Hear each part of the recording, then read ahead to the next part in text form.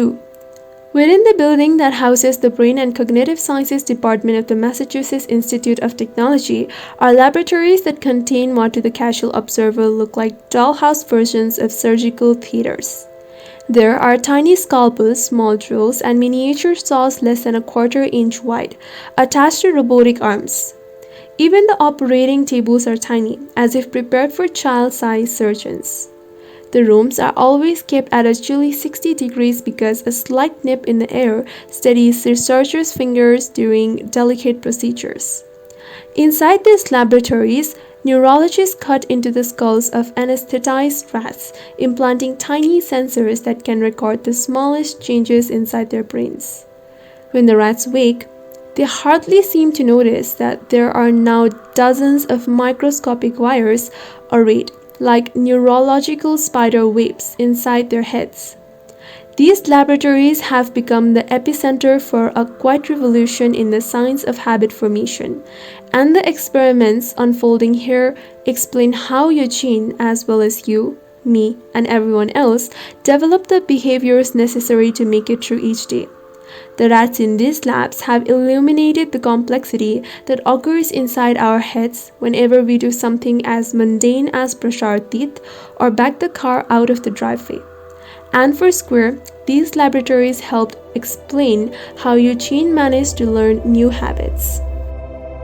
When the MIT researchers started working on habits in the 1990s, at about the same time that Eugene came with his fever, they were curious about a knob of neurological tissue known as the basal ganglia.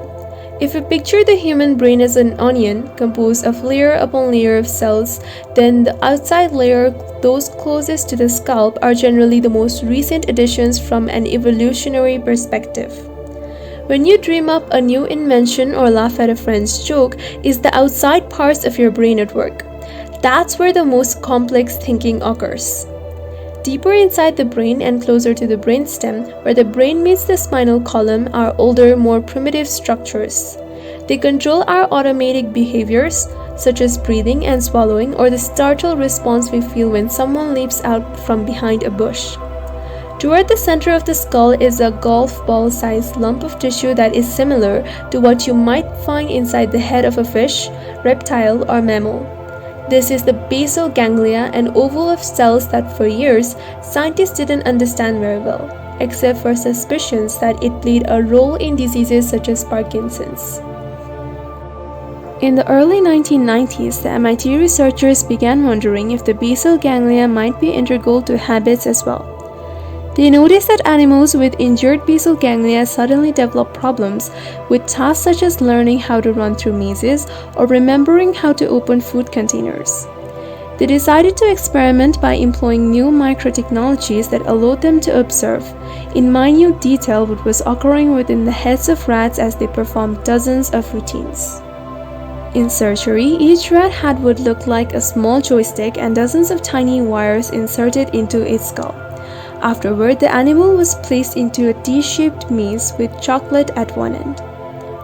The maze was structured so that each rat was positioned behind a partition that opened when a loud click sounded.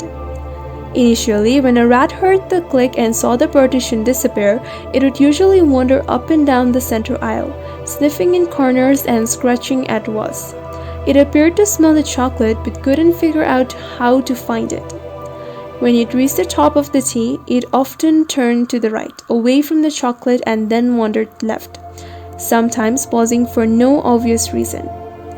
Eventually, most animals discovered the reward, but there was no discernible pattern in their meanderings.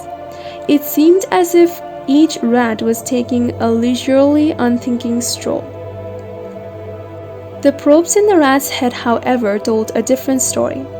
While each animal wandered through the maze, its brain, and in particular its basal ganglia, worked furiously. Each time a rat sniffed the air or scratched a wall, its brain exploded with activity, as if analyzing each new scent, sight, and sound. The rat was processing information the entire time it meandered. The scientists repeated their experiment again and again, watching how each rat's brain activity changed as it moved through the same route hundreds of times. A series of shifts slowly emerged. the rats stopped sniffling corners and making wrong turns. Instead, they zipped through the maze faster and faster, and within their brains something unexpected occurred. As each rat learned how to navigate the maze, his mental activity decreased. As the route became more and more automatic, each rat started thinking less and less. It was as if the first few times a rat explored the maze, its brain had to work at full power to make sense of all the new information. But after a few days of running the same route, the rat didn't need to scratch the walls or smell the air anymore, and so the brain activity associated with scratching and smelling ceased. It didn't need to choose which direction to turn, and so decision-making centers of the brain went quiet. All it had to do was recall the quickest path to the chocolate. Within a week, even the brain structures related to memory had quieted. The rat had internalized how to sprint through the maze to such a degree that it hardly needed to think at all. But that internalization, run straight, hang a left, eat the chocolate, relied upon the basal ganglia. The brain probes indicated. This tiny, ancient neurological structure seemed to take over as the rat ran faster and faster and its brain worked less and less. The basal ganglia was central to recalling patterns and acting on them. The basal ganglia, in other words, stored habits even while the rest of the brain went to sleep. To see this capacity in action, consider the graph which shows activity within a rat's skull as it encounters the maze for the first time. Initially, the brain is working hard the entire time. After a week, once the route is familiar and the scurrying has become a habit, the rat's brain settles down and it runs through the maze. This process, in which the brain converts a sequence of actions into an automatic routine, is known as chunking, and it's at the root of how habits form. There are dozens, if not hundreds, of behavioral chunks that we rely on every day. Some are simple. You automatically put toothpaste on your toothbrush before sticking it in your mouth. Some, such as getting dressed or making the kids' lunch, are a little more complex. Others are so complicated that it's remarkable a small bit of tissue that evolved millions of years ago can turn them into habits at all. Take the act of backing your car out of the driveway. When you first learned to drive, the driveway required a major dose of concentration, and for good reason. It involves opening the garage, unlocking the car door, adjusting the seat, inserting the key in the ignition, turning it clockwise, moving the rear view and side mirrors, and checking for obstacles. Putting your foot on the brake, moving the gear shift into reverse, removing your foot from the brake, mentally estimating the distance between the garage and the street while keeping the wheels aligned and monitoring for oncoming traffic, calculating how reflected images in the mirrors translate into actual distances between the bumper, the garage cans, and the hedges, all while applying slight pressure to the gas pedal and brake, and most likely telling your passenger to please stop fiddling with the radio. Notice, however, you do all of that every time you pull onto the street with hardly any thought. The routine occurs by habit. Millions of people perform this intricate ballet every morning unthinkingly because as soon as we pull out the car keys, our basal ganglia kicks in, identifying the habit we've stored in our brains related to backing an automobile into the street. Once that habit starts unfolding, our gray matter is free to quiet itself or chase other thoughts, which is why we have enough mental capacity to realize that Jimmy forgot his lunchbox inside. Habit scientists say emerge because the brain is constantly looking for ways to save effort.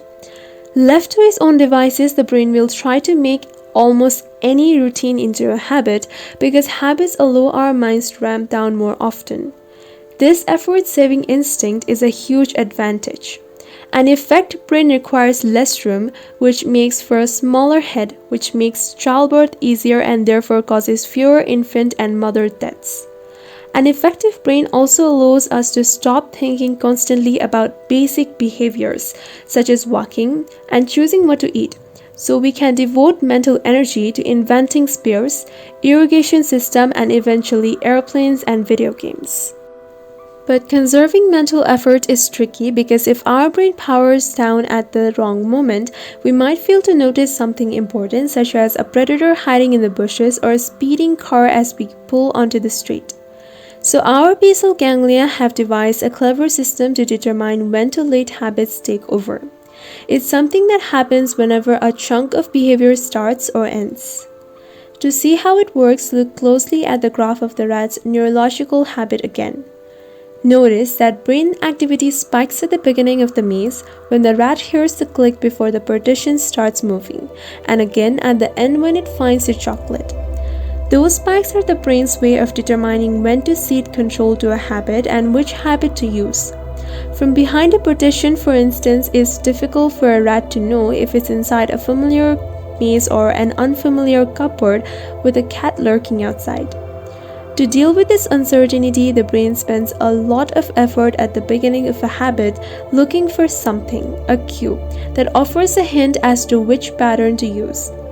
From behind a partition, if a rat hears a click, it knows to use the maze habit. If it hears a mew, it chooses a different pattern. And at the end of the activity, when the reward appears, the brain shakes itself awake and makes sure everything unfolded as expected. This process within our brains is a three-step loop. First, there is a cue, a trigger that tells your brain to go into automatic mode and which habit to use. Then there is the routine, which can be physical or mental or emotional. Finally, there is a reward which helps your brain figure out if this particular loop is worth remembering for the future. Over time, this loop, cue, routine, reward, becomes more and more automatic. The cue and reward become intertwined until a powerful sense of anticipation and craving emerges. Eventually, whether in a chilly MIT laboratory or your driveway, a habit is born. Habits aren't destiny. As the next two chapters explain, habits can be ignored, changed, or replaced. But the reason the discovery of the habit loop is so important is that it reveals a basic truth. When a habit emerges, the brain stops fully participating in decision making. It stops working so hard or diverts focus to other tasks. So unless you deliberately fight a habit, unless you find new routines, the pattern will unfold automatically. However, simply understanding how habits work, learning the structure of the habit loop, makes them easier to control. Once you break a habit into its components, you can fiddle with the gears. We have done experiments where we trained rats to run down a maze until it was a habit, and then we extinguished the habit by changing the placement of the reward. Anne Grable, a scientist at MIT who oversaw many of the basal ganglia experiments, told me. Then one day we'll put the reward in the old place and put in the rat, and by golly, the old habits will re-emerge right away. Habits never really disappear. They're encoded into the structures of our brain, and that's a huge advantage for us because it would be awful if we had to relearn how to drive after every vacation. The problem is that your brain can't tell the difference between bad and good habits, and so if you have a bad one, it's always lurking there, waiting for the right cues and rewards. This explains why it's so hard to create exercise habits, for instance, or change what we eat. Once we develop a routine of sitting on the couch rather than running or snacking whenever we pass a donut box, those patterns always remain inside our heads. By the same rule though, if we learn to create new neurological routines that overpower those behaviors, if we take control of the habit loop, we can force those bad tendencies into the background, just as Lisa Allen did after her Cairo trip. And once someone creates a new pattern, studies have demonstrated going for a jog or ignoring the donuts becomes as automatic as any other habit. Without habit loops, our brains would shut down, overwhelmed by the minutiae of daily life. People whose basal ganglia are damaged by injury or disease often become mentally paralyzed.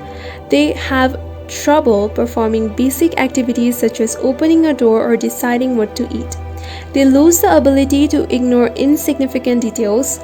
One study, for example, found that patients with basal ganglia injuries couldn't recognize facial expressions, including fear and disgust, because they were perpetually uncertain about which part of the face to focus on. Without our basal ganglia, we lose access to the hundreds of habits we rely on every day. Did you pause this morning to decide whether to tie your left or right shoe first? Did you have trouble figuring out if you should brush your teeth before or after you showered? Of course not. Those decisions are habitual, effortless. As long as your basal ganglia is intact and the cues remain constant, the behaviors will occur unthinkingly. Though when you go on vacation, you may get dressed in different ways or brush your teeth at a different point in your morning routine without noticing it. At the same time, however, the brain's dependence on automatic routines can be dangerous. Habits are often as much a curse as a benefit. Take Eugene for instance. Habits gave him his life back after he lost his memory. Then they took everything away again.